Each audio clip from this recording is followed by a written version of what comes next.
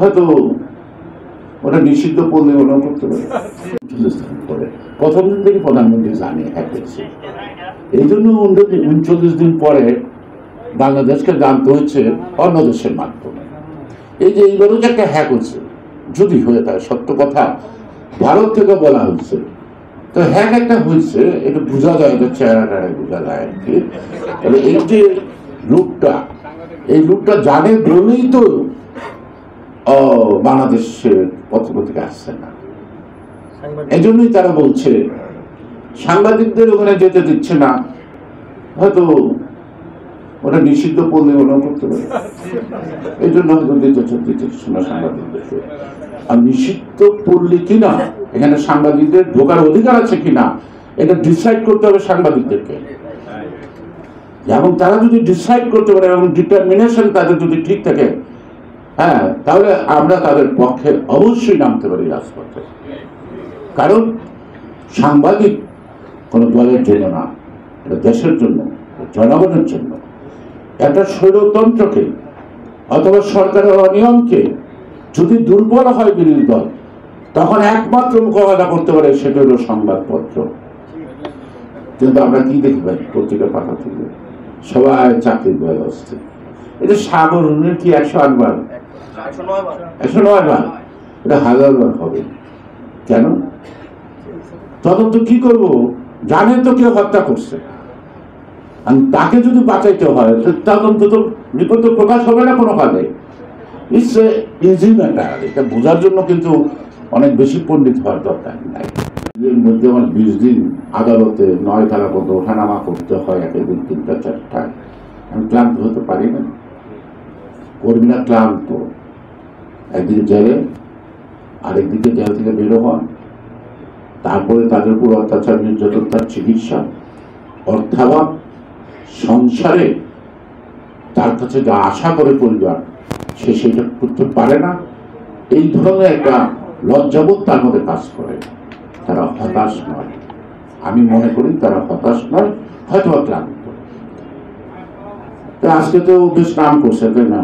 KG কি অরবিন্দ কেজরিওয়াল কি করছে, এই কথাটাই আমি আসতে চাইছি যে জিয়াউর রহমানের যে ফোরসাইটনেস ছিল, যে আমাদের এই যে 7 কান্ট্রির 7টা দেশ, বাংলাদেশ, ভারত, পাকিস্তান, শ্রীলঙ্কা, মালদ্বীপ, ভুটান এবং নেপালকে নিয়ে সাউথ ইস্ট এশিয়ার যে কনসেপ্টটা তিনি আনছিলেন, কেন? কালেকটিভ লিডারশিপ তৈরি করা। এবং প্রথম বাধাগ্রস্ত হয়েছে, কিন্তু পরবর্তী পর্যায়ে সার্কটা কিন্তু কয়েক বছর চলল। একমাত্র ভারতের কারণে কিন্তু সার্ক আজকে নামের হিসাব বলে গেছে। এই সোনারের মাঝখানে চত্বরে দেখেন না একটা সার্কেরই সিম্বল, ওয়ারাটা হচ্ছে সার্কের সিম্বল। কেন?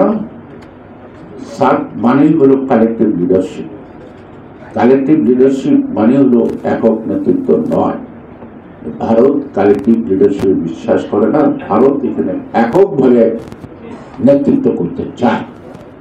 এই জন্য মালদ্বীপ গেছে, শ্রীলঙ্কাও গেছে, ভুটান জায়গা, নেপালও নাই, পাকিস্তান তো আগাগোড়াই নাই। এখন আছে বাংলাদেশ নাই।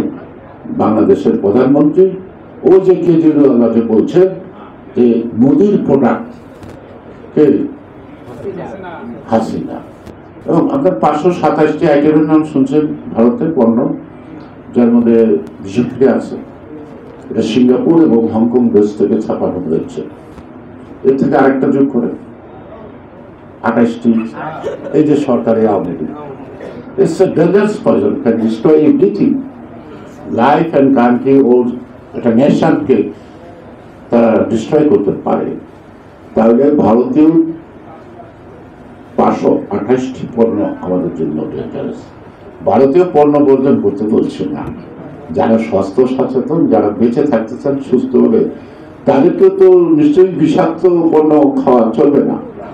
সো দ্যাট আমি সবাইকে অনুরোধ করবো, এই যে বিশেষ করে সাংবাদিক যারা অনলাইন বিষয়ে সবাই ঘাটাঘাটি করেন, এই সিঙ্গাপুর এবং হংকং নিয়ে যে তারা নিউজটি করছে, সেটার তালিকাটা আনার চেষ্টা করেন এবং জনগণের সামনে প্রকাশ করেন। জনগণকে বাঁচতে দিন, তাদের তো বাঁচতে হবে, তাদেরকে একটু বাঁচতে দেন।